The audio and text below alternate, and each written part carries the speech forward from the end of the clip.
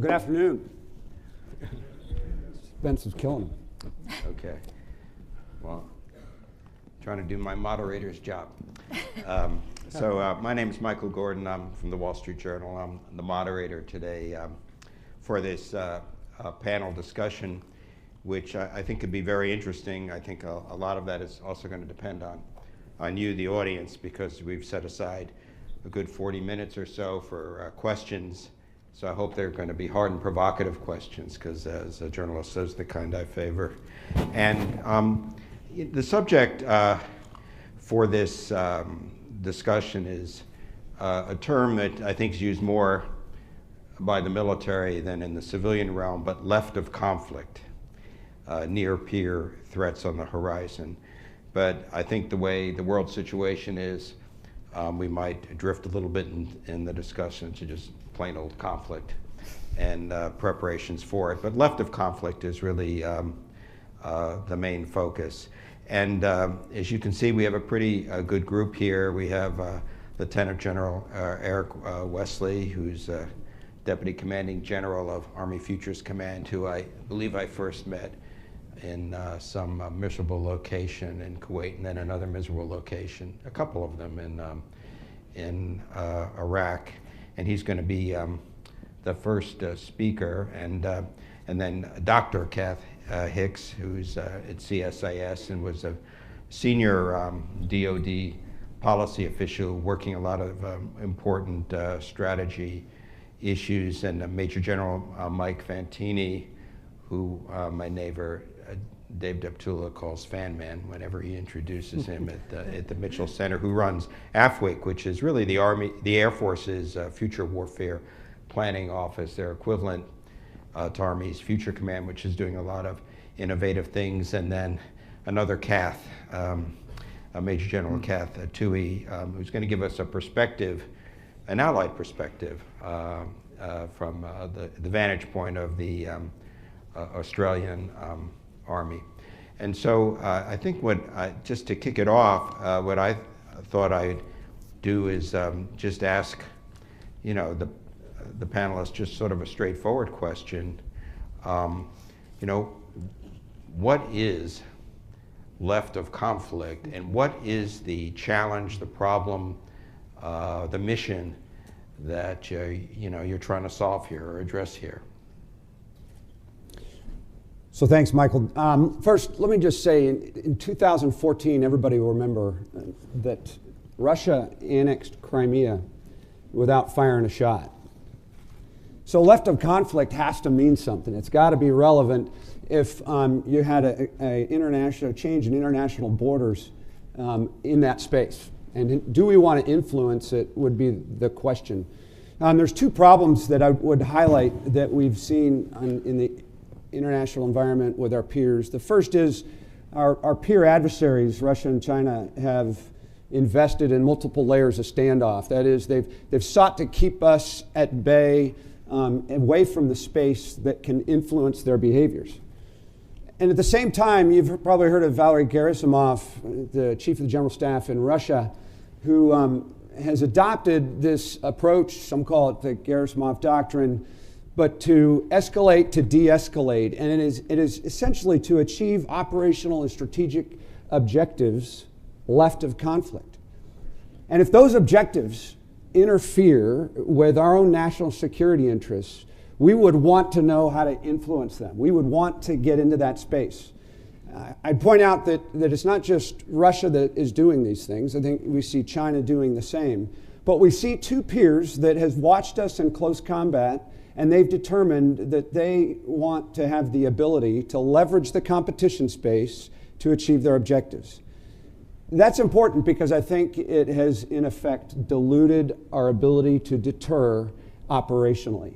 And so solving that problem, how to compete left of conflict to protect our national security framework and to pursue our own interests, I think is the problem we have to solve.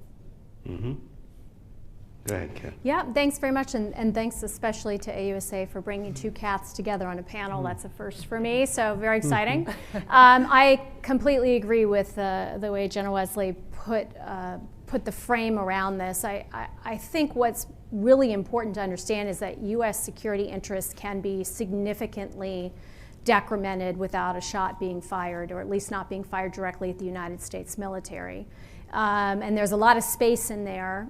What I think I would just frame maybe just slightly differently or add to is that we tend to be very doctrinaire, shall we say, particularly on the military side. We like clean lines. What is war? What is not war? If we have learned nothing else from the Vietnam era forward, hopefully it is we have learned that this is much messier than that. That it's very difficult to put clean categories around some of these things. And I think what we see today in what is often called in DoD the competition space, we would expect to see in the conflict space as well. Information as a significant domain. That's going to be true in statecraft in peacetime. It's going to be true in the gray zone or in this area of competition, as some like to say, and it's going to be vital in terms of actually winning a conflict. Cyber operations, space operations, proxy force use, state-controlled militias, all of these matter throughout, if you will, the spectrum of conflict. And the difference between the US and some of these adversaries, it appears today, is they get that, and they are very fluid about it. And the norms and institutions that we have long felt would prevent those kinds of uses are failing, or we are failing them, or something is not working that is allowing these forces to go forward without that effective deterrent. So good news, we seem to be holding at a conventional and nuclear level. We want to continue that. That's vital. We don't want to have to go to war to secure our interests. But bad news, our interests are being decremented, and it's happening without anyone having to go to that level. So we got to get better in that space. A lot of that is not about the military. And this is a sort of a reckoning that we've long had to deal with. 9/11 made that clear. In terms of the types of, for instance, homeland security and counterterrorism operations and approaches we needed. We certainly knew that about stabilization operations from the 1990s forward to today. And now I think these gray zone threats or this competition space is really bringing home that it takes a suite of national security tools. It takes allies and partners. It takes working across public and private sector divides in order to compete effectively. And that's just going to take a whole lot more than this room can control. And it is going to take either a crisis or leadership to get to the point where the American people want to invest in that. General Fantini, from an Air Force perspective, what does it mean to compete in the gray zone space? And what specific efforts is the Air Force making to, in its realm, with the authorities it has, get better at that? Well, sorry, Michael, I'm going to answer the question I want to answer. Not the one you asked. And I'll say thanks to General Wesley for the invite and to AUSA in general. It's really a neat opportunity to be here. To your first question, though, I mean, I think I agree with Dr. Hicks in that there's this, it's a little confusing. It's a bit gray, right, on this left of conflict thing. But I think we need to establish what would we think to be, what makes conflict when we plan to spend blood and treasure of our nation. What's going to make it worth it, right? So there's this national discussion that you brought up.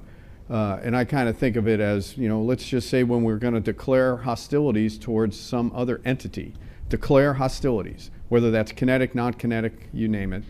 And so now we'll work to the left of that. I believe, we can't answer a question in this space without bringing out the Bible of the National Defense Strategy, right? That document has allowed us to really pivot as a Department of Defense to better focus on peer adversaries, as well as keeping others at bay, Iran and North Korea, and continuing the fight on countering violent extremism. So, there's how do you balance that, which is an amazingly challenging discussion, but it's going to force us to have this talk about trades and how do we focus for this peer fight. And I think that will allow us to really be able to compete and deter. So what do you mean by working left of launch, compete and deter? I think one, it's making sure we have foundational nuclear security. That has to be, because these peer adversaries, when you go, oh, by the way, that'll work right up until you need to control deterrence or you need to control escalations because they have nuclear weapons. So that is a big challenge that our nation has not wrestled with substantively, in my opinion, for about 25 years, arguably. We need to continue to obviously make sure we can defend the homeland appropriately. And then you have to build conventional capabilities against these peer adversaries that have nuclear capabilities. And so that, to me, is where I see it from a Department of Defense and Air Force perspective, where we owe our nation our best answers towards that.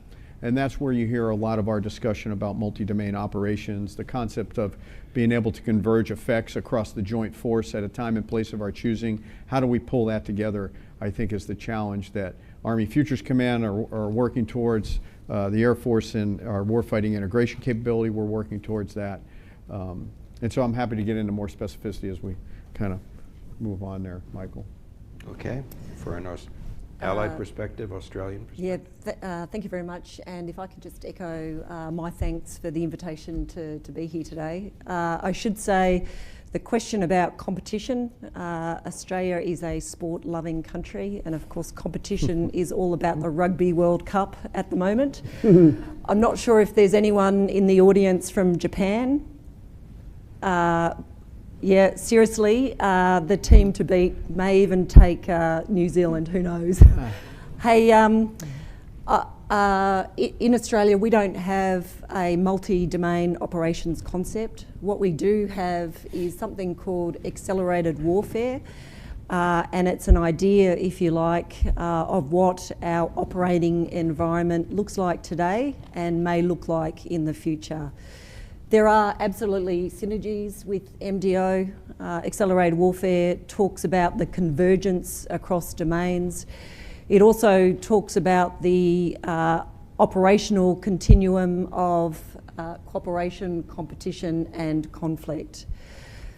We believe all of those can simultaneously occur, and I think all countries are probably competing today. It's just the extent to which our militaries are participating in that competition. In Australia, we live in a pretty dynamic part of the world, the Indo-Pacific region. We have recently initiated what our government is calling the Pacific Step Up. It is really about ensuring that we've got a whole of government engagement program within our region. We are coordinating that out of our deployable joint force headquarters out of Brisbane. What does that look like? What does that competition to be the strategic partner of choice look like? It looks like a whole bunch of military exercises and operations. It looks like a whole lot of cultural events. Of course, being Australia, it means that we're out in the region playing sport. It also does mean that we're building capacity in our region and we are coordinating a whole bunch of infrastructure projects. I think competition is one of those things. It means everything and it means nothing. For the Australian Army, it really is about winning without fighting. Can I just jump in? One other problem, Michael, that I think is important. The question was, what is this competition thing? Can't we just call it conflict? Part of that is cultural. When I speak publicly, I talk about this a lot, that we have a cultural affinity for having a very high bar for defining conflict. Most Western democratic nations, but particularly the United States, with our Judeo-Christian ethic, you could argue that we really don't see ourselves as a warfighting people. And we see warfare or conflict as an anomaly that needs to be reconciled, so you go back to the norm, which is peacetime. So when we see things, I agree with Dr. Hicks that the military tends to see things in sequence with clean lines, but I would argue our entire culture looks at it that way, because all of our laws, our policies, our legislation reflects that behavior. The fact that we have Title 10 and Title 20, the fact that we have titles implies that we have a very high threshold for distinguishing the difference between conflict and competition. General Wesley, in your initial presentation, you were talking about how practiced the Russians are at this. And I lived there once for 4 years during the second Chechen war period. And a lot of these things are a lot of continuity in terms of what they do. But they're practiced at information, disinformation, signaling, the use of military forces for political effects, and vice versa.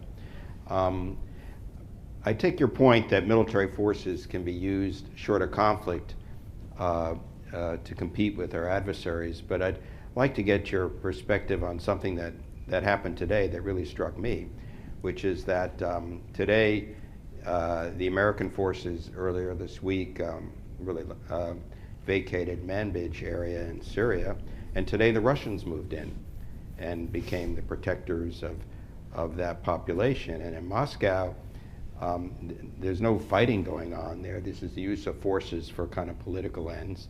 In Moscow, this was celebrated as a huge propaganda victory. Is that another example in which the United States is losing out to the Russians in left of conflict use of force for political effects? I can always count on a good journalist to set the trap for the 3-star, but he also knows Better I'm smart you enough. than Well, I'm sure Kath can get into some of the specifics, but here's what I will say. I think what your point is that everything we do carries a message in that it will influence the behaviors of others. It's a dialectic that is continuing all the time. And I think that the idea that you're raising is that we have to understand the implications of these decisions as it relates particularly to our influence, our market share of influence is the way we call it. One of the things I would point out is even if there's some doubters that says, you know, I don't think we're going to go to war with China or Russia in the next 10, 20, 30 years. The fact that we see these things happening, Crimea is an example, means that we are losing market share of influence in an incremental way. So if you care about the United States having the ability to preserve through a strategic defense our national security interests, and you don't want to lose market share of influence, then you've got to be in this space and you've got to be cognizant of these actions and ensure they have a coherent output. Anybody else want to address this I example? It's a think I'm real-world the- example happening today. Yeah, I think I'm the one person for whom this is relatively easy since I am not an employee of the federal government.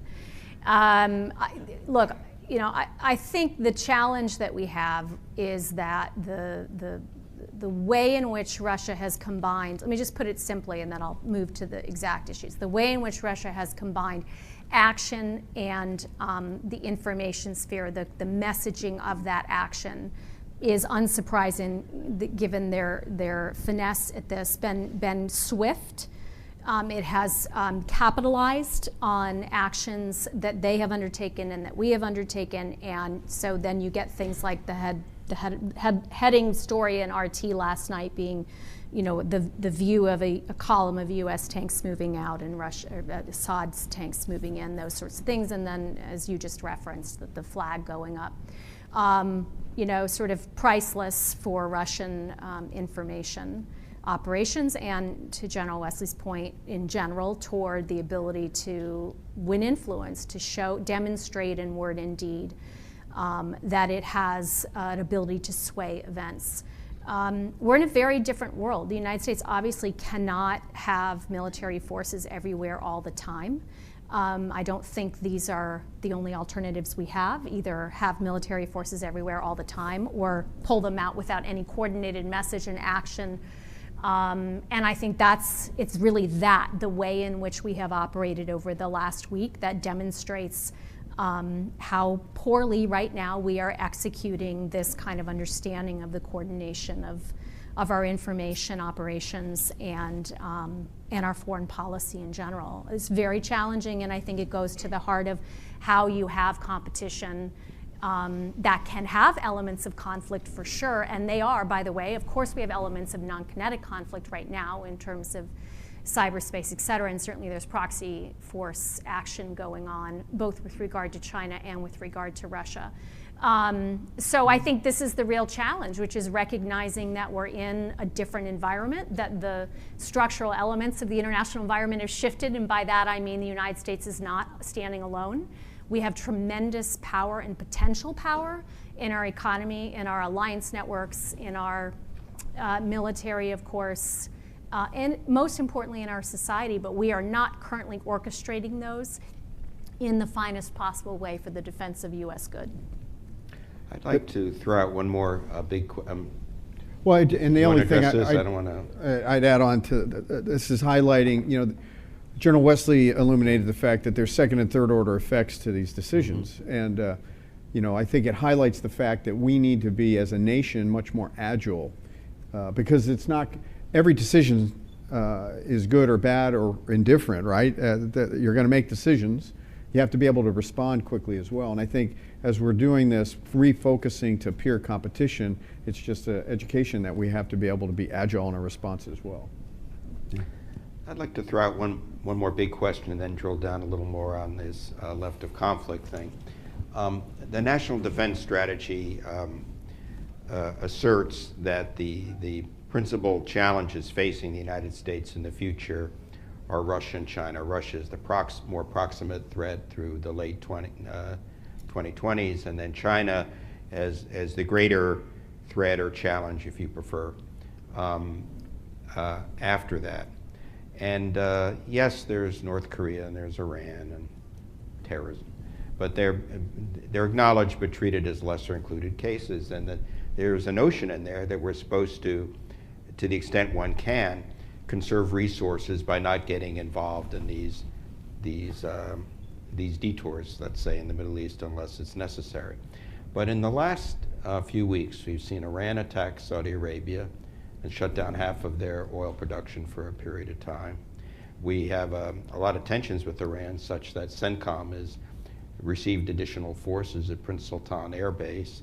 We have a situation now in Syria where we thought ISIS had been defeated, and now we're not so sure, because of the chaos in that country, whoever's fault it might be, probably principally Turkey, that threat might reemerge.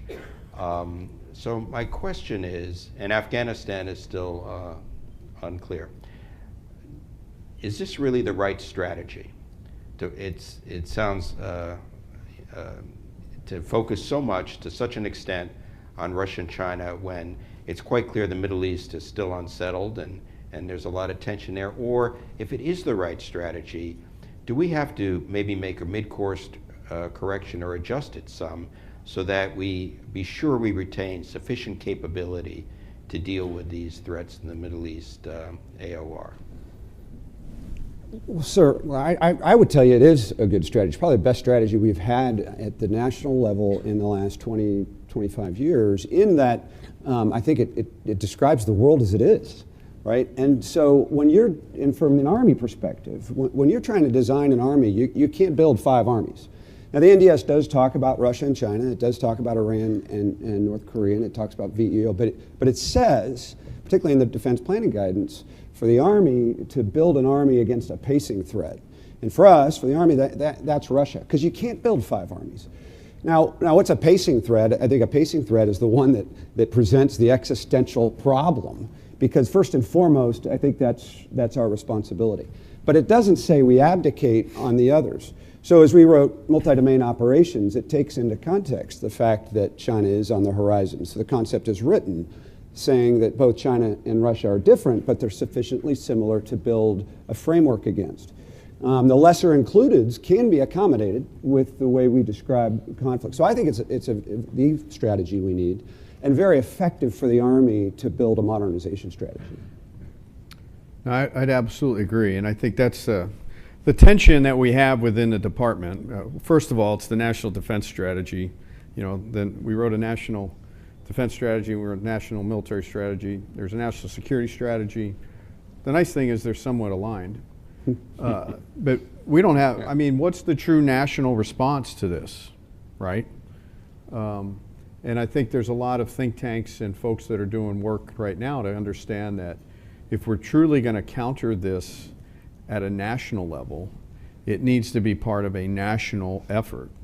A couple of years back in 2016, 2015, we stood up the Defeat ISIS Task Force. That's kind of, in my mind, the nearest thing that we tried to do as a nation to coordinate across multiple departments at the National Security Council level the execution of those activities. So I think you're going to see slowly these things come together. If you bring it back down to just the Department of Defense level, we agree we see a very, very similar pacing threat with China. Very similar. If we're good with China, we're going to have capabilities against Russia. But what you want and what you get, that's risk, right? And so that's the conversation that we're going to have in the department and in the services about what risk is going to be appropriately accepted, and what is the best joint partner or joint mix of capabilities that are going to come together, whether it's land, whether it's maritime, whether it's space or cyber or air. That's, I think, how we mix these things together from an integration perspective is some of where the secret sauce needs to come together. And again, I look at it as a perspective of there's going to be a balance because everybody's not going to get what they want. And then we're going to have the delta between what we're able to resource compared to what we able, and that'll be a risk discussion, right? That's the way I view the world. Let me ask for an Australian perspective, General Toohey. Yeah. The U.S., one thing that's striking about the American national defense strategy is it kind of names names. It says Russia and China. They're just point blank. Or the potential adversaries that one needs to plan against. From an Australian perspective, do you have a national defense strategy that identifies China as your principal adversary? And how do you work kind of with the Americans given their strategy, and as explicit as it is? Hey, thank you for that question. If I could just go back to the previous question, and I can't comment on what the US is doing, but in Australia, we're required to support 3 missions. Defence of Australia, a contribution to the immediate region, and then a contribution to rules-based global order. I think the world is so complex, it can't just be one thing, it's got to be many things, and we need to provide our government with options. There's a lot of similarities between Australia and the US, and we're pretty upfront that our defence strategy is based on our alliance with the US, and we've been great partners over many years.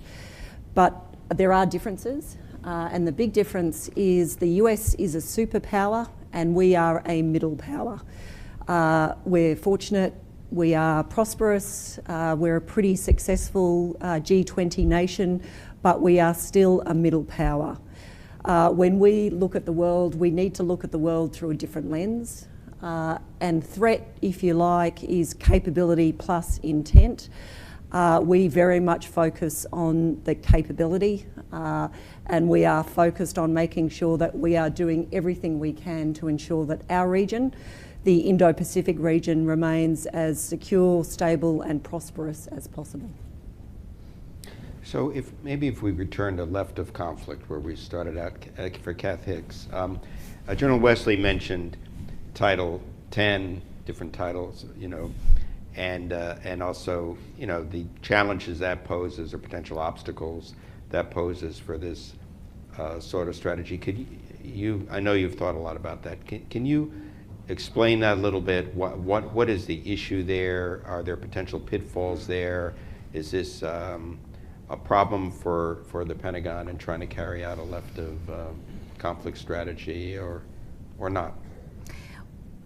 There are challenges for sure. I think if we start at the national lens, that's always most appropriate for left of conflict, right? Because that's why we build all these, in theory, why we should have other tools in the toolkit. So I want to say that and then bookend the other piece of this up front to say covert action is obviously very important, but should always be a small supporting element relative to the overall U.S. foreign policy. So let's take that as a given, that there's Title 22 covert stuff going, not Title 22, that's just state. There's Title 50 covert action operations happening. There's conflict level Title 10, and then there's a lot of space here in the middle. And I think back to what General Wesley said, we have a set of codifications statutorily, legally, in international law that haven't caught up to some of the challenges that we face today. And you can see that most clearly in cyberspace, but we will see it in other areas as well. You can also see it, of course, on areas like detention policy that have been with us since 9/11. So I think, you know, the department is, often what we are doing is we are testing out in advance of fully developed policy inside legal frame, but in front of policy. So I think too often we focus on the legal piece of it, which is important, but I think you're pretty good in general at staying inside of the legal bounds, given that we have strong congressional oversight, we hope. But it's the policy bounds that are in the normative bounds that have not been developed yet, and this goes back to what is the appropriate role of the military inside this left of conflict zone. And the reality is, I think to just put it simply, we keep relying on the military lever because it's the lever we keep investing in, and we don't invest in other levers, most other levers, so we don't have them to turn to in times of crisis. So you can think certainly on the cyber side about the challenges the Department of Homeland Security, for example, has had in managing the lead role in the federal government on cyber, whereas DoD, under its appropriate Title X authority, has been able to build out Cybercom, and of course has the NSA piece on the intel side, and has been able to leverage that, as has been reported publicly, for the persistent engagement approach in cyber, such as it used reportedly during the 2018 midterm election cycle. So, you know, that's good that DoD is trying to find creative ways to use its authorities in ways that advance the deterrent, which is important, and actually keep us out of conflict by minimizing escalation and threats to core U.S. interests, like our institutions, like our democracy, but other things. But the bad news is it's having to sort of, you know, be out on the Western prairie, creating the landscape of law and policy, because we don't have the policy structures in place. What I would like to see is a more fully formed civilian toolkit to be pulled on. What I would like to see is thoughtful policy with action following it in terms of what are the right bounds on cyber, where should DoD lead, and where should others lead in ways that actually can advance our deterrent. And that's the conversation we should be having, but it's a challenging time, and we're not having those conversations. You know, Do you agree with that? General Fantini mentioned that, you know, we have to have agility in this process, and I keep what you hear in our narrative is this again, demarcations. You know, is it states' role, is it the military's role, and so we use this, and that's largely cultural relative to our competitors. When I mentioned earlier that Crimea fell without firing a shot, that wasn't without some work. There was a lot of preparatory work, some IO work, some unconventional warfare. And so the question is, if in the future in Tallinn, Estonia, we see ethnic Russians demonstrating against maybe oppression within a NATO country, what's our response to that? Do we even react to it? Is there a coherent strategy of messaging? Is the military able to reinforce it alongside the State Department? Do we have the capacity to have a coherent strategy across the region? Because in our post-Westphalian culture, we typically rely on the country team, et cetera, and the embassy, which is all correct. But what mechanism, to what Dr. Hicks is talking about, that allows you to unfold a toolkit that's fully integrated across the interagency? And right now, I would argue that we don't have the apparatus to do that in either theater in an effective way that is also agile, to react to things on a daily basis. Remember in the famous election in 1992 of the Clinton administration, and they got credit for having this thing called a war room, where they're responding to messages every single day. What's the analogous equivalent regionally in both Indo-PACOM and Yukon? And I just want to two-finger on that, which is to say, if you go out to EUCOM and Indo-PACOM, J-39s are doing a bang-up job. There's other, you know, the SOF elements are doing a great job. They're thinking through these issues. But the challenges really extend beyond DoD, right? And the authorities that DoD has and the appropriate role for DoD, and the reach and expanse of the toolkit, right? The ability to connect to civil society, a local media, all of that. That is largely in the basket of the State Department. There are some things that USAID can do, but they are not, if you will, up-armored to do that work. And they have not been since the 90s. And even then, under the U.S. Information Agency, there were a lot of questions about how effective we were. So we've got a lot of work to do as a nation to get to a point where we see strategic narrative as a central element of how we operate in this competition. But we're going to have to get there if we hope to succeed. Well, what I hear you saying a lot is there's, to be effective left of conflict, there are things states should do, perhaps the NSC should do, other apparatus and the government should do. You don't control that. So in the areas you do control in the military, what is it that you can do, and what are you doing, General Wesley and General Fantini, to try to, within your authorities, within your programs and your budgets, to kind of work at this problem? So I'll take the first swing at that. I think we have to challenge ourselves from what we've done in the past compared to what we want to do in the future. And there's no better way to challenge yourself is to look at the budget and realize, okay, am I at the top line of where I'm ever going to be? Or do I have to figure out how do we do things from a more integrated perspective? That's one of the reasons my organization stood up. And do we have advanced concepts that we look to in the future, and what does that look like? And try and envision that. And then the Chief of Staff, General Goldfein, he gave me, my marching orders of, you can have all the grandiose concepts you want in the future, but not unless you draw a resourcing line back to where that concept is going to go. You have to impact the resourcing to show how we're going to get there. So that's the tension of, and it's challenging some element of the conventional wisdom of what does a future concept look like. And that's why we see, we have not, as a Department of Defense, as an Air Force in particular, taken advantage of modern IT technology like we should have, or like we should. So that's part of what we see of being able to leverage things moving into the future, and the whole analogies of people holding up iPhones and things like that, they're very apropos. The reason we use it as an analogy is we want to be able to change things overnight to create more dilemmas for the enemy more quickly. We're not able to do that right now. And so that's one of the things that we're developing within the Air Force warfighting integration area, to kind of go, how do we better leverage that? That takes a strong partnership with the acquisition community and the resourcing community, which the Army Futures Command, the way they're organized, there's advantages there. The way we're organized create certain challenges, because 2 stars have a much different say than 4 stars. Blinding flash of the obvious. But that's where, that's okay, I'm working it.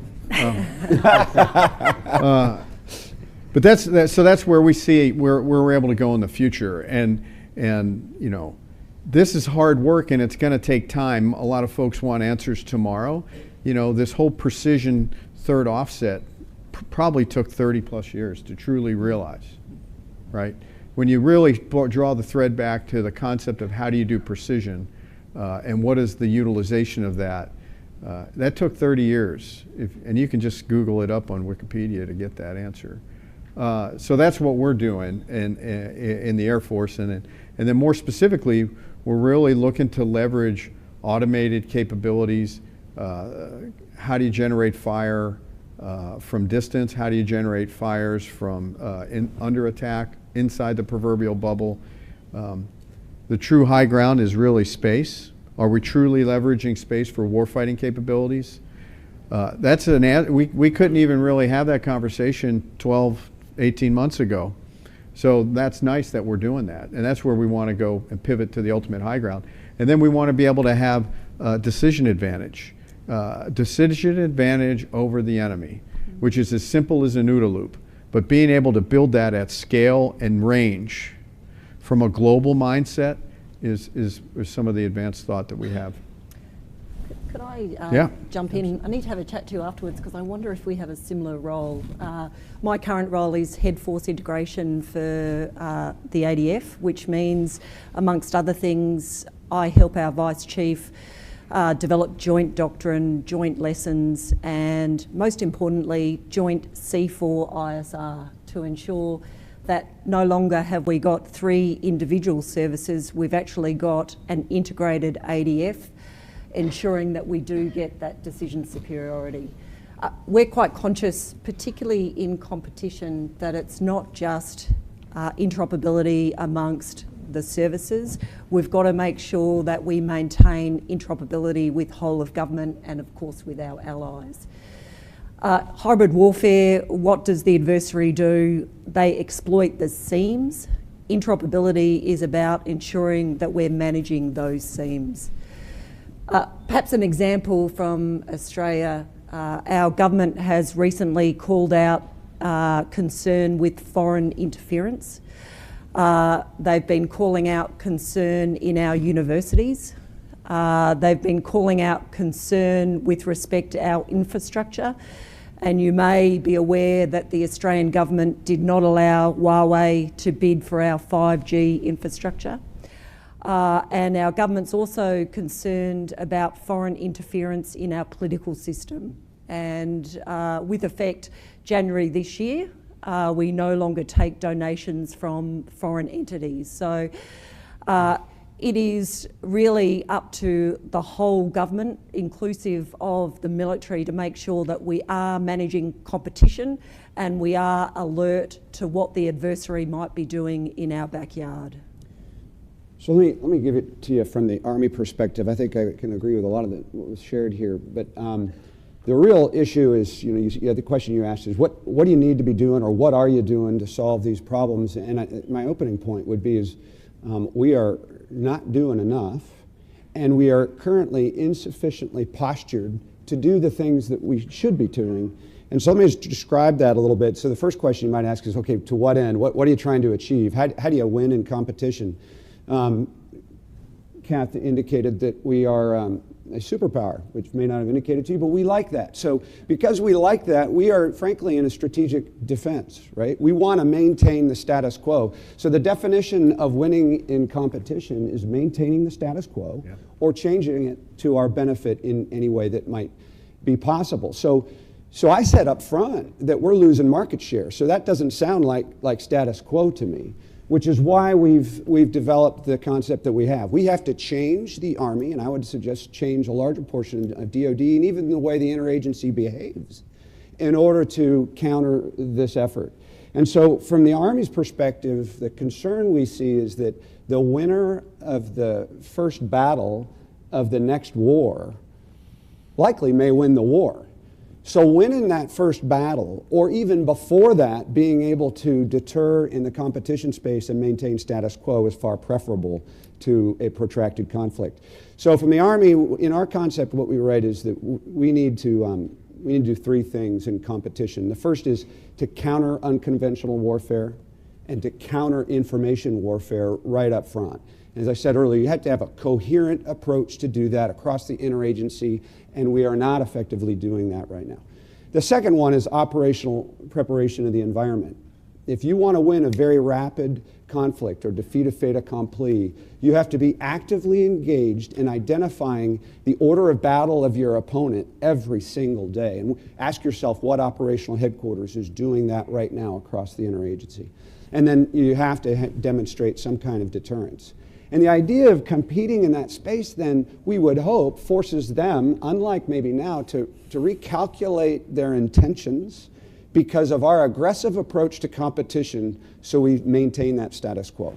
And that would be the idea of aggressively competing. Now, but again, we aren't there now, and that's why we drew the concept. And so there's some things that you could pull on that thread, if you wish, that we have to change. Yeah.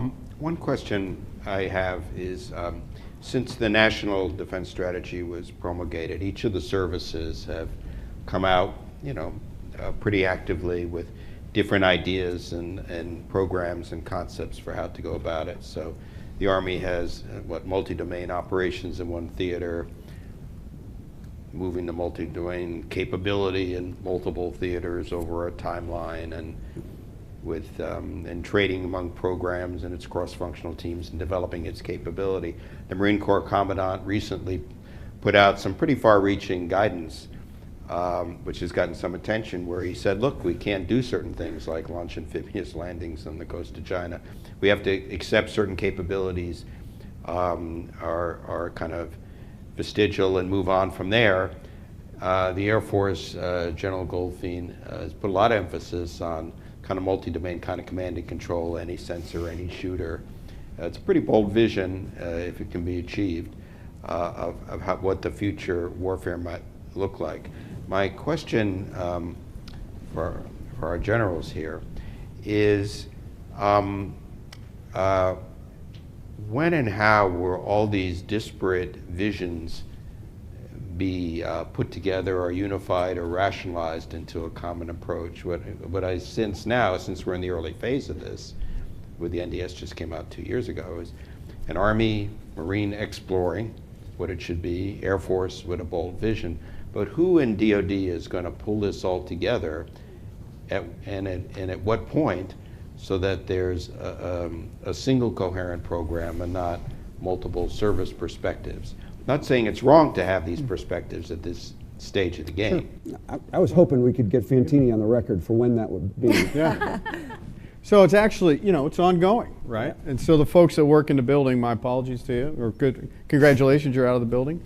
You know that OST Policy and OST CAPE are leading an effort that under the previous secretary and now current secretary of looking at China win, China defeat, Russia win, Russia defeat, to kind of determine and validate. In my mind, it's really was an effort to validate and get the department on kind of the same sheet of music of whether we truly believe the national defense strategy and the theories that it promulgates. And the answer to that question, I believe, is going to be yes. I don't know when that will officially be published. It's not. But what's the crazy thing, as we have collaborated with Army Futures Command and General Wesley in particular, we're actually pretty reasonably aligned across the services on what we believe that future conflict will look like and the capabilities that we should be developing towards that. Each has their own service perspective towards that, so that's kind of encouraging in my mind. I believe the services believe in the criticality of that command and control piece. And so when you talk about any sensor to any shooter, and you talk about what we'll say multi-domain command and control, or joint all-domain command and control, to me they're synonymous. Realize that when you talk about any sensor to any shooter, folks they'll say, hey, you're talking about boiling the ocean. So the answer to that question is, well, maybe that's the vision.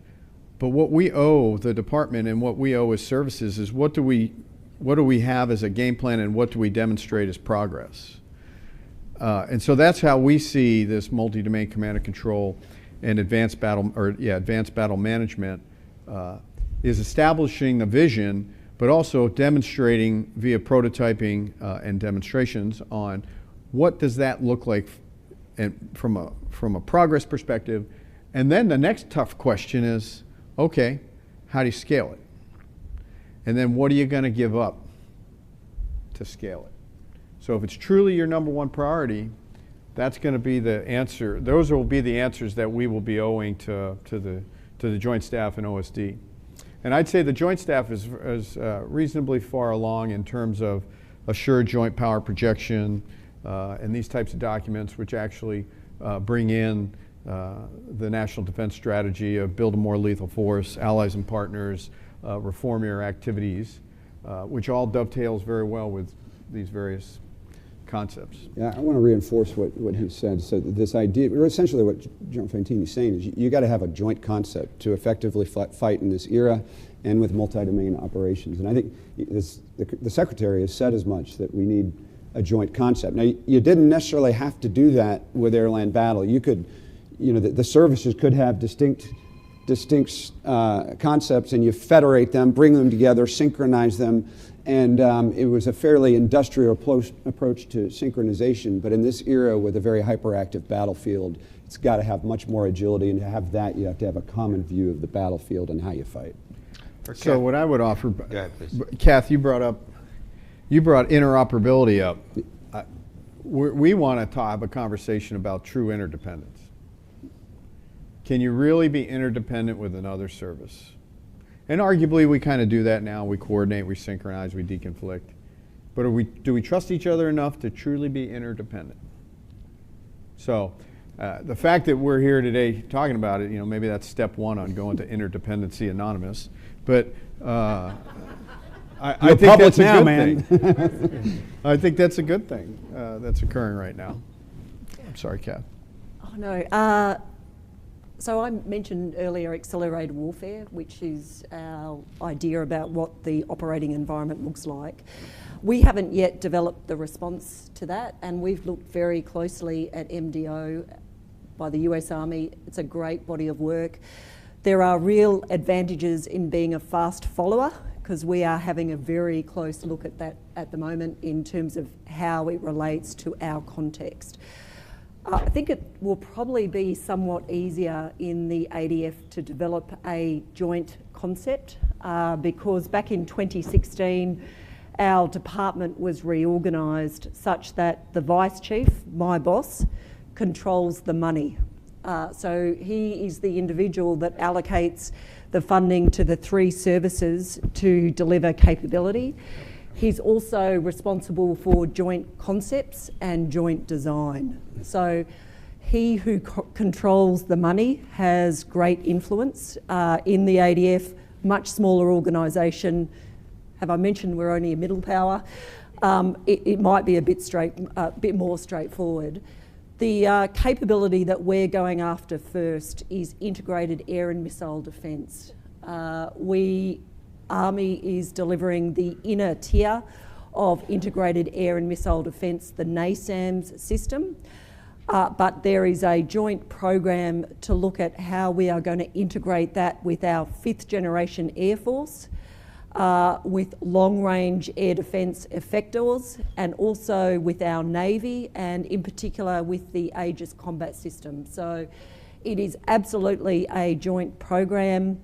To demonstrate how joint it was, when Army was taking forward the NASAMS system, Air Force gave us money to ensure that we could afford the whole capability. So for us, that will be a very important test of really demonstrating the delivery of a multi-domain capability. I have a question for Kathy, but she also wants to make a point. Yeah, I should have paid you for that question because you have hit upon my favorite rant topic, so I'll now attempt to contain myself as much as possible. This is not new territory for the United States. We have wildly underinvested in joint experimentation and scaling and rapid experimentation, and we don't look at combined exercises and joint exercises and investment pools as a way to incent the services, all of whom, of course, are full of patriotic people looking to do the right thing, but they live inside cultures and bureaucracies, and at the end of the day, the incentives matter. We have had various attempts to change this, from Goldwater Nichols to if anyone remembers the galactic radiator, if you were around, for the JROC's sort of early push post Goldwater Nichols, to the Office of Force Transformation created by Secretary Rumsfeld, to the Joint Forces Command, subsequently created to that, and here we are today, and there is nothing. And not necessarily any one of those things would have been the right solution, but we keep returning to this challenge. Interdependency was the clarion call of the 2005-2006 QDR effort, which had a subset of issues on roles and missions, which I had the misfortune of running. And that was sort of where we were then, and here we are again, right? And I am a little cynical on this point, unless and until we actually put some joint money forward and put some real heft behind the idea that if we're going to actually compete in the future, we have to do these. We we have to pursue the concepts, but also experiment at scale with them and start to do some rapid innovating. And I have not seen that yet. Kathy, I have one follow-up question for you. Sure. You were associated with the, you were part of the congressionally mandated Commission Yes. on the National Defense Strategy, correct? Correct. So that report, which I wrote about, as did others at the time, was extremely critical of the DoD's analytical capabilities, and said that they had, particularly I think on the civilian side, and said that they had really atrophied over time and weren't as good as they used to be, and that this was a huge problem, especially in trying to come up with a proper strategy. And you also made the point in this report that as a consequence of this, the civ-mil relationship was out of whack and the Joint Staff was overpowering the civilians in the DoD. Do you still believe that? Yes, I believe that at the time. I do think there are some changes that have happened on both of those issues in the intervening period. It's always interesting when you do one of these. It's not my first commission, and it's interesting when you participate in these. You think you know the message you're trying to send, and then there's the message that's received. And like it or not, the message that's received is the one that matters. What we thought we were doing, what I thought we were doing, was much more on what I just talked about, which is pointing out that you're not going to buy your way out of this crisis, that we're in on competition, and that you're really going to have to be innovative, and you're going to have to start investing in that innovation ecosystem to include the concept piece very fundamentally. And to do that, to the point you were just asking about, you need to have the analytics that help you understand how effective you can be. And those analytics are not singular. There are a lot of things that go into analytics. They can, of course, be have war games. They can be about metrics-based professional judgment inputs, both objective and subjective. And it can be about modeling and simulation. It can be about leveraging AI in terms of getting very rapid turns.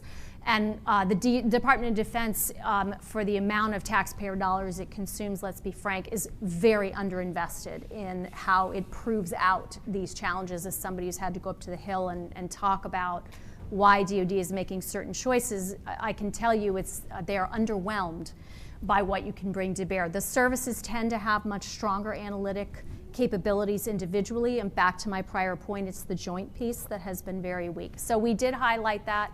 And again, my understanding is that there's been some investment there, some prioritization there. Civ-mil, I think we had something like 3 paragraphs on Civ-mil, and frankly, pretty lightly stated, but very poorly received. We hit a nerve for sure there. I think what the commission said is it seemed to us there were some core things in which you want to have a Secretary of Defense and his senior staff, in some cases, according to statutes, such as on war plans, engaged in, that we weren't seeing happen below the level of the Secretary, and that was worrisome. It's a recruit and retain problem. The United States has civilian control of the military as a core constitutional fundamental element. And to continue that, you have to have strong, capable civilians who are engaged in the process, or you will atrophy that capability away. And that is what we have been seeing, because they have not been engaged in the process.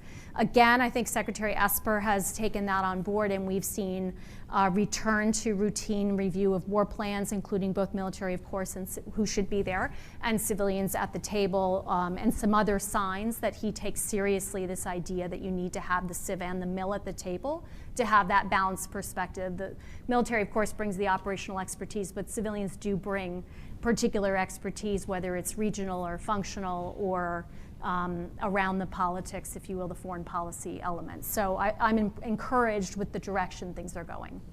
So at this point, we're going to turn to questions from you, the audience, and they come to me on these little cards, which I'm going to read, but we don't have all that many of them. So if anybody has a provocative and good question, please write them up, and they'll hand them to me. And also, after this event ends at I think 4:45, there's going to be a media roundtable for you journalists out there who want to save your questions for that event with General Wesley and possibly General Fantini. He hadn't decided by. I'm in. You're in? I'm in. Okay. So he'll be there too. So if you have really tough questions, save them for that.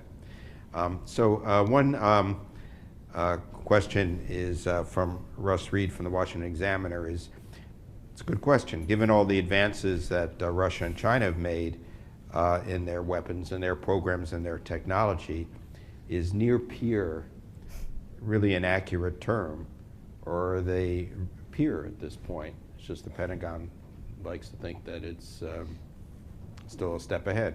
Are they near peer or peer? What do you think? I'm content with peer. It's shorter, first of all. But the second reason is I'm not convinced body politic or American people or citizens of the Western nations on a daily basis are thinking through this seriously enough. And so to raise the stakes here is, I think, important. That is to make a compelling case that one's destiny isn't necessarily destined if you're not investing. And peer doesn't mean the same, it just means peer. And so there's some things they're doing, I think, better than us. Yeah, I agree. I think near just makes us feel good about ourselves. To be frank, I'm totally content with peer.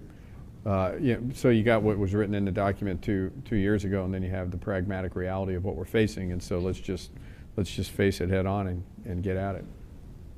Where do you think they're ahead of us?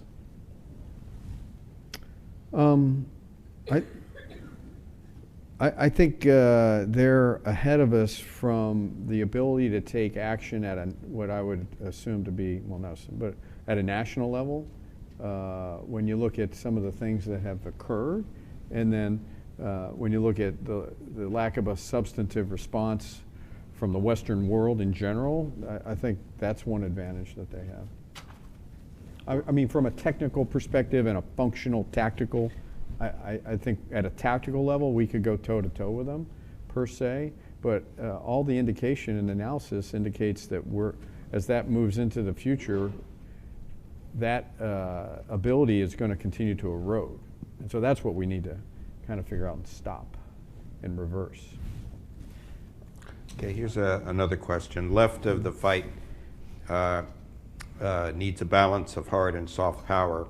What should be the role of the U.S. and allies to project soft power effectively? I'm happy to go, but I think you want to combine them? I wonder if the US's competitive advantage, and of course I'm biased here, but it's your allies. Right. And the CSA spoke at lunchtime, and I wrote down what he said. He said, "We never want to fight alone. We are all best when we are fighting shoulder to shoulder." And I recall General Mattis, when he was the Secretary, said the only thing harder than fighting with your allies is not fighting with your allies. I think that perhaps you need to take that in mind as well. Yeah, I think it's oh, I'm sorry. No, go ahead. I think it's fundamentally about the ability of the United States to project itself in a positive, affirmative way, and that includes a lot of soft power tools. Again, I think the hard power piece is very important for deterrence. I think that matters. But a lot of this competition is about winning over others to your way of life, to having, in our case, what we value, democracy, free markets. And we're going to have to do that with others if we're going to have throw weight, right? Especially against China, let alone if you had a China-Russia, convenient transactional marriage. So we will absolutely have to have an affirmative, positive message that's not just about saying don't go work with China. It's about what can the United States bring to the table, and a lot of that is in the soft power areas of economics, politics, as I mentioned. Cultural suasion and information are all important to that. Yeah, and I like what Cass said. The competitive advantage is, in fact, our partners and allies. When you practice tributary trade practices, it doesn't necessarily increase your committed friendships. And then if you have a revanchist view of the world, particularly when those who are the target of that used to be under a pretty heavy hand, you can see that we've got some coalition partners and allies that we should leverage in a big way in this space. So finally, what I'd say is part of this is to figure out where folks can play to their strengths as well. And so absolutely, allies and partners have strengths that the United States doesn't. And that's what we would want to be able to leverage, right? I was a commander at Kandahar Airfield, the NATO commander, so I had all the responsibility and none of the authority. But those countries, Bulgaria, Romania, you name it, they came with their A game, and they plugged in holes that we didn't have to fill from a United States perspective, and it was a fantastic experience. And that's where I think the real power will come. That's part of, in my mind, leadership is figuring out how do you figure out who's playing to their strengths, position those folks or countries or entities to maximize your synergy there. Here's a question from a Joint Staff Officer. It's really kind of a Joint Staff perspective, I think. It says the competition with China and Russia is global, really, and across the spectrum, and that these powers have been involved in one way or another in some of the crises in the Americas, Venezuela, Nicaragua, Chile, Argentina, Cuba. Why is there so much focus on the two combatant commands? You're talking about EUCOM and INDOPACOM. EUCOM and PACOM, because when you look at conflict, maybe not left of conflict, but conflict, the focus is on EUCOM and INDOPACOM. But the competition with Russia and China is really global. And if you just to use my own example from earlier, I mean, Russia's in Syria. So, but we're leaving the Middle East to focus on great power competition in Europe and the Pacific, and ceding Syria anyway, to Russia, I guess is the logic of it. But to return to the question, what do you make of that point? Because I do sense in the Joint Staff there's more of a global perspective, and elsewhere there's more of a focus on these two commands. Well, I think Kath probably has a comment on this, but to be fair, the Joint Staff and under the previous chairman, he was uncomfortable with this delineation of COCOMs, and therefore the idea that you've got a global dynamic, I think, is what the Joint Staff has been trying to drive. In the case of the Army, it's largely a resourcing thing. You can posture Army forces in a way that allows you to compete more effectively in some regions than others. And in fact, sometimes all the time, you gotta be there if you want to effectively compete. So you gotta bet, where are your greatest risks? Because if you want to win the first battle, you can't necessarily count on many months of mobilization and deployment. So when we talk about INDOPACOM and EUCOM, we're talking about how you bet in terms of posturing forces. Yeah, I mean, yes, these are global challenges. It's not unusual for us to have global challenges. The Soviet Union was clearly a global challenge. Counterterrorism and ISIS itself have been, portrayed as the global war on terror, for example. So there's nothing that should surprise us about that, and yet I'll go back to what I said before, we have limited resources, right? So the question is, where do you prioritize the M vis-a-vis how you prioritize other things? And it does seem to me that our greatest economic interests and our strongest and most important alliances are in the two theaters of reference. It doesn't mean you ignore everything else, and in fact, you need to understand, to your point, Michael, that these conflicts that happen far afield of the direct theater can in fact shape the outcome of the competition. We should never lose sight of that. I think the Middle East is the hardest piece of this, and it's plagued us before this NDS. I didn't comment on this before, but this has been the real challenge for U.S. strategy for quite literally decades. If you look at the Defense Strategic Guidance of 2012, which most closely approximates the look and feel of the NDS, it had the rebalance element in there. And of course, then that's when ISIS rolled across the border. So we should never be surprised, and we shouldn't bank on things that we can't control. But we will have to make some investment choices, and that kind of just drives you to a portfolio approach that says your blue chips are in NATO and they're in the Pacific alliances. Obviously, we take for granted the Monroe Doctrine. That may come back to bite us if, in fact, we have true problems on our borders that relate to the M. But by and large, I think that's a smart strategy, while understanding we shouldn't just assume we're going to be able to pull all our resources out of the Middle East and it will take care of itself. There's a question. Well said. Every time I had a point, Kath covered it. So.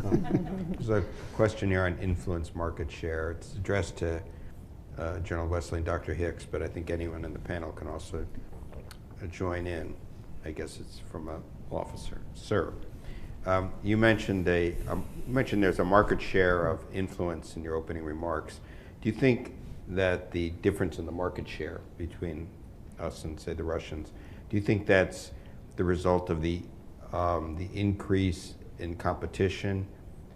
It says, do you think the difference in the market share is a function of the adversarial's capabilities or a decrease in our willingness? I see. Is it because they're better at what they're doing, or a decrease in our willingness to commit resources and capital to this competition? That being said, is the concept of multi-domain operations enough to preserve influence, or do we need to reinvest attention to bolstering alliances and global partnerships? So I think there's a number of reasons that you've got the delta in the market share. The first is we have some cultural inhibitions to it, and I talked to that earlier, and that we see a big distinction between peace and war, whereas our peers see a continuum of conflict.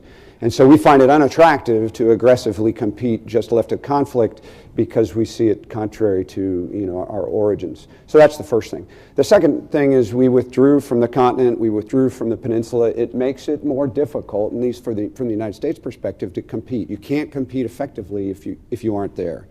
The third issue is I think our peer adversaries have identified to some degree what they perceive is an Achilles heel.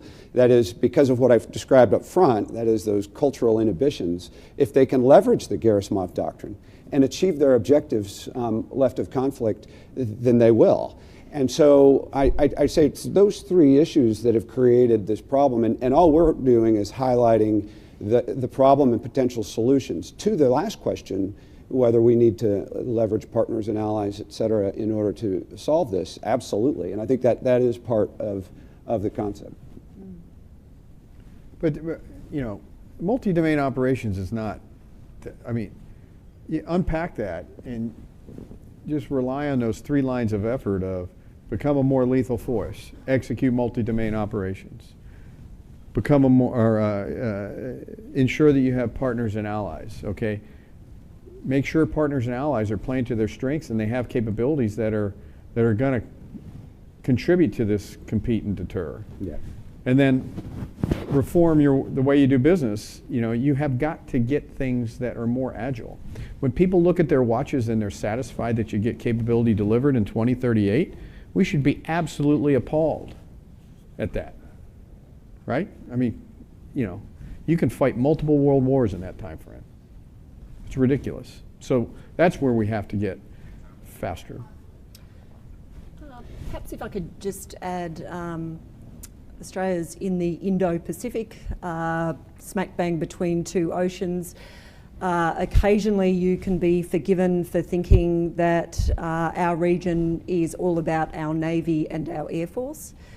I'm not sure if there's a similar issue with Indo-PACOM and the US, but in our region, 50% of the world's population lives in the Indo-Pacific, and 100% of them live on the land. The Australian Army is very much part of our Pacific Step Up. We are out and about every day developing those relationships, making sure that we're on the ground so that when we do need to call in those relationships, we're actually in a position to be able to do so. And I really love an expression that General Brown from USAPAC uses. It's along the lines of you can't surge trust. And therefore, armies, people out on the ground developing relationships, it's a very powerful part of competition. Here's a question for General Wesley. General Perkins used to talk about how the Army was unknown and unknowable, and the mitigation for this is the Army's mission command philosophy. Has MDO retained or emphasized mission command leadership as a foundational element? Is this good, bad, or indifferent now that we think we know who the enemy is? First of all, I think even though we've identified a pacing threat and we've got a concept to reconcile it, the battlefield that we envision is going to be so hyperactive, I would argue that there's still going to be things that are unknown and unknowable. To that point, when General Perkins referred to mission command and our embrace of mission command, a battlefield that is hyperactive as the one and lethal as we described will require us to leverage mission command on a scale that our generation has never seen if it ends in conflict with a peer state. So what we're arguing, and it's part of the three tenets, the third tenet is convergence, that mission command, in order to converge capabilities across the joint force and to leverage our opportunities on a battlefield that we describe, will require subordinate commands to make decisions based on opportunities and be empowered and trained to do so in ways we're not used to. And one reason, and I won't go on too long here, is that we are comfortable in our generation with communications that is redundant and ubiquitous. And that has a tendency to reduce the effects of mission command because you always have tacit approval if you can always talk. In this environment, you won't be able to talk, and you'd have to go back probably to the 19th century to get an understanding of the scale of decision-making without contact or communications, because there's sometimes you won't be able to communicate and you have to seize that initiative. Here's a question for General Wesley, General Fantini, but I'll open it up from Doug Greenlaw from Research Innovations. How do we execute command and control left of conflict? Go ahead, Mike. So you got to have the ability to sense the environment. You have to have some semblance of pipes to transport that information. Then you got to make a decision about it, and then you got to execute. So you got to observe, orient, decide, and act. And in my mind, that needs to be occurring daily at various levels. So and that's actually our operating concept on how we see it working in the future. You know, one of the things you could help us with, Dr. Hicks, and I'd be interested in your thoughts on this. You want to do that, but we all agreed that there is an interagency role in all this. So we have commands in theater that can make military decisions left of conflict, but not on the side of policy. We have ambassadors in each nation. We have regional directors. How do we solve, or you have thoughts on solving the interagency problem left of conflict in theater in near real time? Couple thoughts on that. I mean, first, there's a storied history of interagency reform efforts. Obviously, we have the 1947 National Security Act. That was a result of a reform effort. We have the post 9/11 package of reforms that created NCTC and DHS, Goldwater-Nichols before that, but in terms of the interagency, that created interagency reform.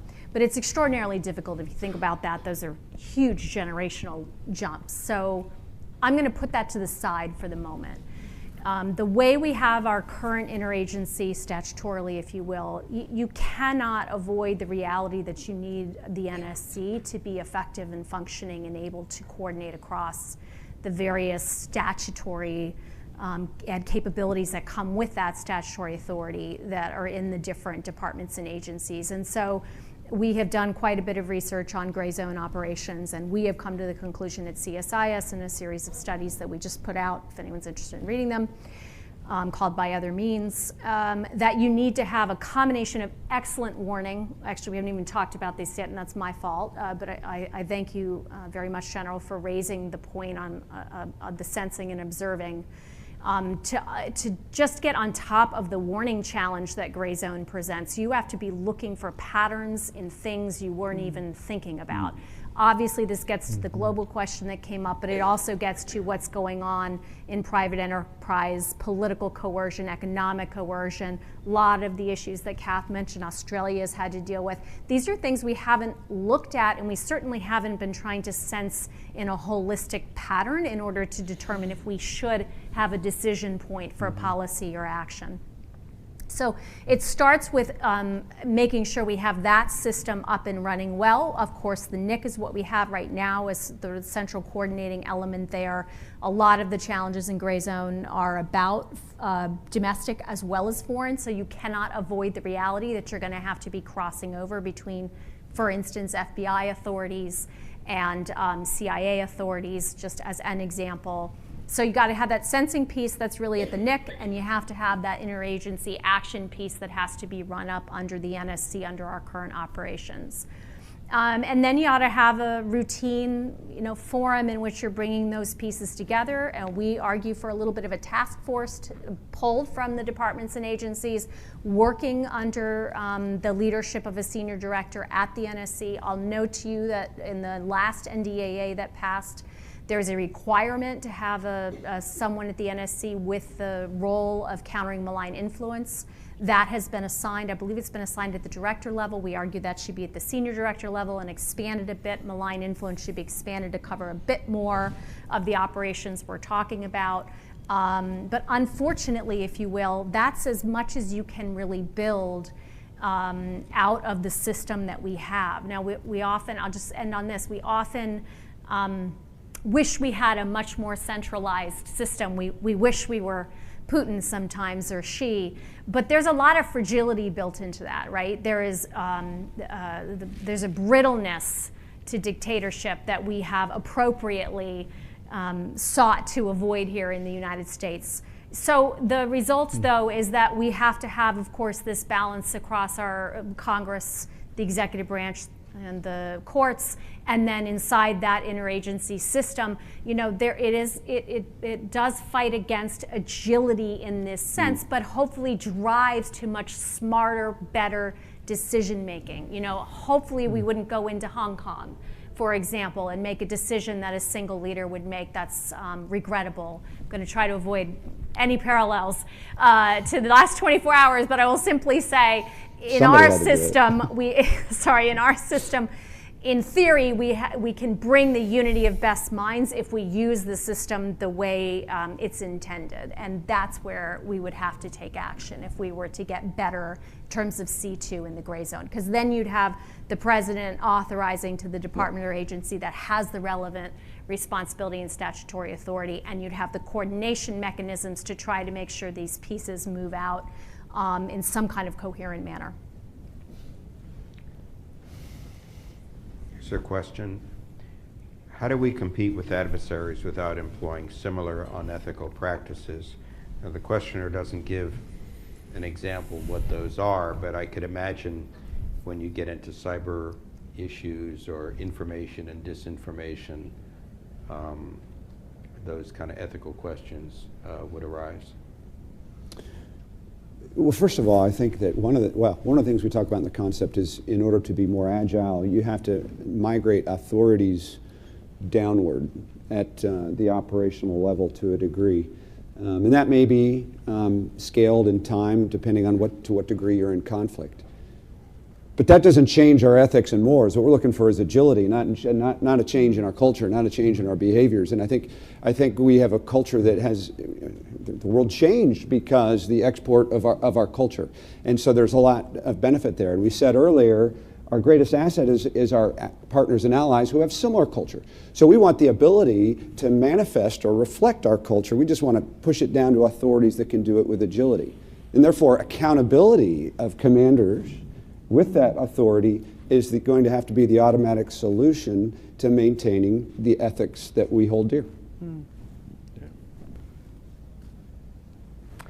There are a number of questions here of which there's a little bit of overlap, and so instead of reading them out separately, maybe I'll just kind of pick from each and throw them out here.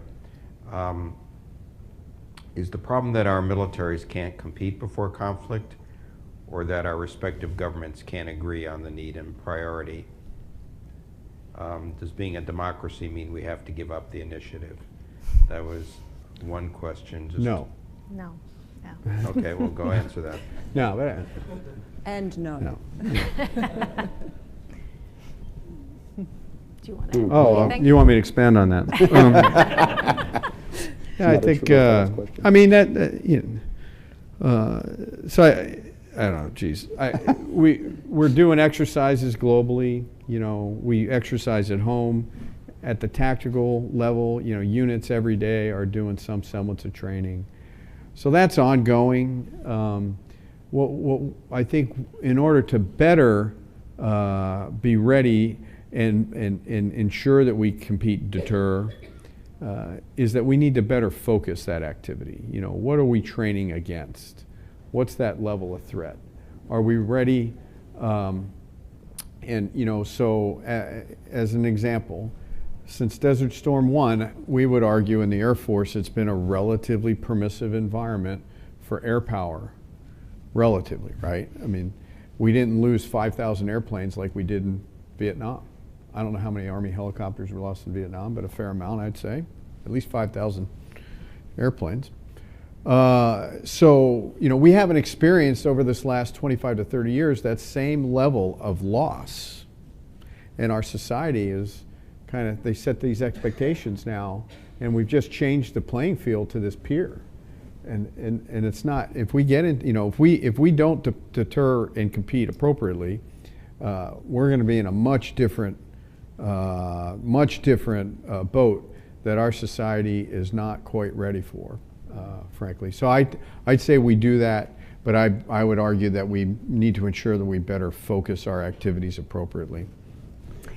I was just going to say, you know, being proactive, having initiative is not necessarily about schwacking, if you will. It can be, but we can live our values, right? That's our soft power is what got us to this point that others are coming after us with the power they can use, which is not very effective soft power. This is why you end up with transactional approaches like Belt and Road, et cetera.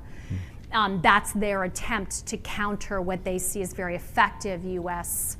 alliance building, essentially economic bridge building and alliance building. So moving from our values absolutely is initiative. It's about security cooperation, if we're going to talk just defense. It's about building out partnerships and alliances. It's about securing freedom of the seas and airways and cyber and space so our commerce moves. That's initiative, as well as, of course, the more punitive piece that I think our heads go to right away. Now, can the U.S. move in the gray zone punitively? Absolutely, with initiative. But do we do it in concert or in alignment, with our laws? Yes, right? And we have ways to do that. I mentioned before there is a covert action piece that the U.S. does. We execute our covert action in accordance with our laws. We have congressional oversight of our covert action. That's a bit different than I suspect how they execute covert action in China or in Russia. So I think we have to move from our values, focus foremost on the positive pieces of what our agenda is. Of course, bring military power to bear. Of course, be able to bring sanctions to bear. But also remember that we have incredible persuasive power, both economically in our statecraft in building out economic arrangements. So for instance, the BUILD Act, for those who are aware of that piece of legislation that passed about a year ago, that's really good proactive initiative, as is, of course, anything that we do in terms of exercises, et cetera. So yeah, I don't think that's a problem for us. And I think we need to get out of the mindset of being jealous of the free reign of the dictators. I'll be a contrarian just for the sake of keeping everybody awake. That's all right. But I'll come full circle in the end. So the answer is, no, we don't have to cede initiative. However, I think we are agreeing, and the whole reason we're having this panel is that for democracies, our initiative is at risk if we don't consider this topic, one, and two, if we don't make some changes to enable the agility that was just described. You all heard about the attack on the oil fields in Saudi Arabia. It took 9 days for there to be consensus amongst key allies as to who perpetrated it. It's 5 years after MH17 was shot down over Ukraine, and there's still, some debate on that out there. So the ambiguity of the gray zone does call into question the agility of Western democracies if we don't open our eyes or reconcile some of the challenges that we have right now, I think. If I could just add, one of the challenges we're having is we're going through a major recapitalisation of our defence capability at the moment. It's the largest since the end of World War II, $200 billion worth of additional investment. One of the challenges we've got is to understand how to weight the capability across competition and conflict, because the type of capabilities you need in competition, it's information warfare, it's language skills in your people, it's cultural awareness, it's the soft power, versus the type of capabilities you need to be a credible and lethal combat force. That is a very difficult balance to get. It's a very important balance to get right though, because our experience in the Pacific, for us to be the security partner of choice, we need to have that big stick. We need to be seen to be credible and capable in high intensity warfighting. You know, General Wesley mentioned the attack on the oil fields, the Iranian attack on the oil fields. I think it's pretty obvious that Iran executed that. But it's another interesting example of how, I don't know what you want to call it, the interagency or the, you know, the whole of government approach has handled a conflict, because to this day, you say it took them a while to respond and identify the culprit, right? But to this day, the administration has not presented any evidence. There's been an investigation. None of this has been declassified and explained to anybody. I was up at the UN, and everyone was waiting for this great briefing that never materialized. I don't know whether that's because the administration doesn't want to point a finger, since it doesn't want to, it's decided military action's not appropriate in that thing or not, but that's just the case. It's just a point to sort of drop the thing, and the thing kind of faded away. Here's a question. Practically, how do exercises like the Defender Series affect competition? Is it primarily via messaging?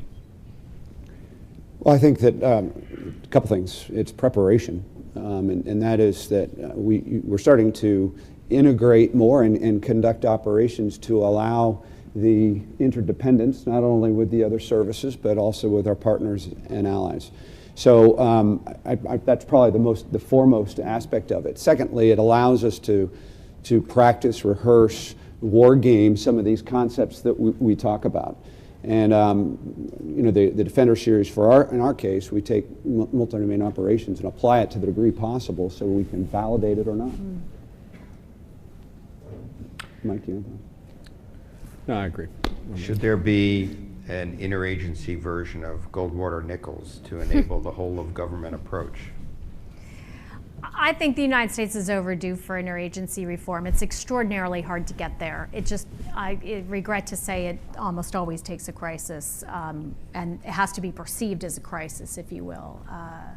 And I think the biggest areas one would look at would be in this space that's the topic of the conversation today, which is how you navigate challenges that don't fit cleanly in what the 1947 Act saw as the roles and responsibilities of different departments. And again, we've been challenged on this clearly, probably before this, but clearly from the 90s forward, because of issues like stabilization and who does what, again, counterterrorism, who does what, issues around law of war, and issues around information operations. Cyber and space, I think, are going to just explode that even further.